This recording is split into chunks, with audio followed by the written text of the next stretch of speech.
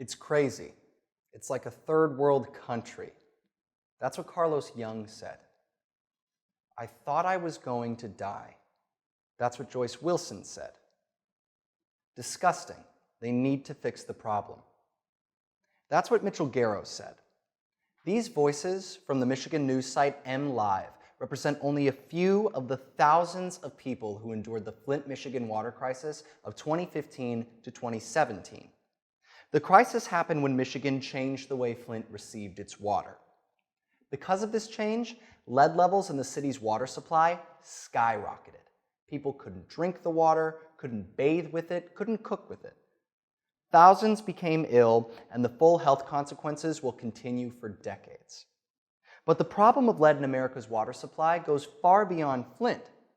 A 2016 investigation by the news agency Reuters found 3,000 water systems across the United States with lead levels higher than Flint's. Even right here in Madison, local officials recently found elevated lead in the drinking water at 6 public schools. Before working on this speech, I hadn't realized the extent of lead in our drinking water. And according to my class survey, most of you don't consider it a major health risk. But now I'm convinced that we cannot continue to ignore this problem. Today I'll explain the extent of the problem and why it's so dangerous. Then I'll look at a plan of action that can help solve the problem. Getting the lead out of our water supply won't be easy, but it's something we have to do for the sake of our generation and for future generations. Let's start by taking a look at the scope of the problem. Lead in our drinking water comes primarily from lead pipes that carry water into our homes, offices, schools, and dormitories. It's hard to say exactly how many lead pipes are out there. A 2016 article in the Detroit Free Press explains that most cities didn't track the use of lead pipes historically. However, a recent study by Joseph Ferry, an economist at Northwestern University, shows that around 6 million homes receive water through lead pipes. Another 81 million homes receive water through pipes with lead soldering and fixtures, which can leach just as much lead into the water supply as the pipes themselves. Drinking water contaminated with lead causes a number of serious, potentially deadly health risks.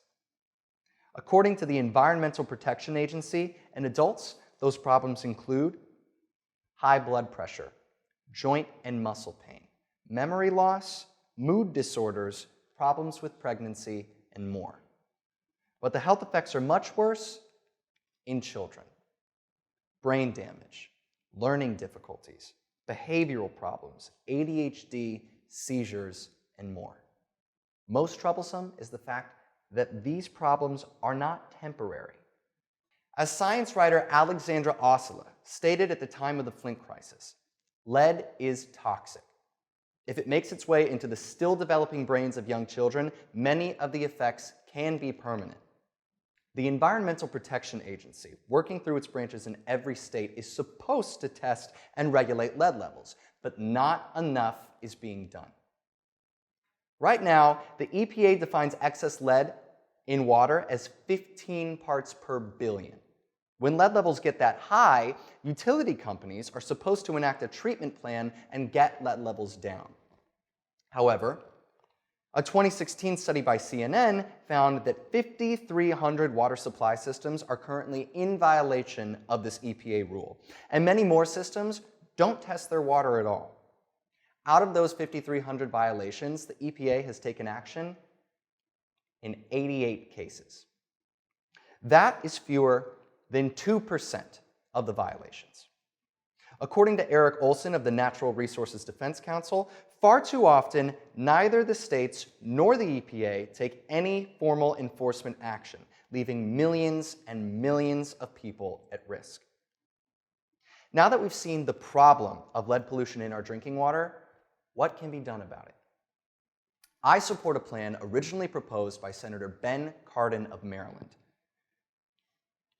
known as the True Leadership Act. It has 3 main parts. First, it would provide $70 billion over 10 years to fund the removal of lead pipes by utility companies, neighborhoods, and homeowners.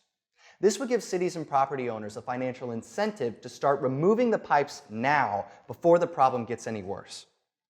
Second, the plan would require all water utilities to regularly test and report the amount of lead that they pump into our homes. This will provide public information that we all have a right to know about the amount of lead in our drinking water. It will also identify the water systems most in need of immediate attention. Third, the plan would provide special support for children who live in areas with elevated lead in the water supply. This will be crucial as the affected kids learn and develop. This plan will be practical and effective. It has support from such public health and environmental organizations as Clean Water Action, Earth Justice, and the American Public Health Association.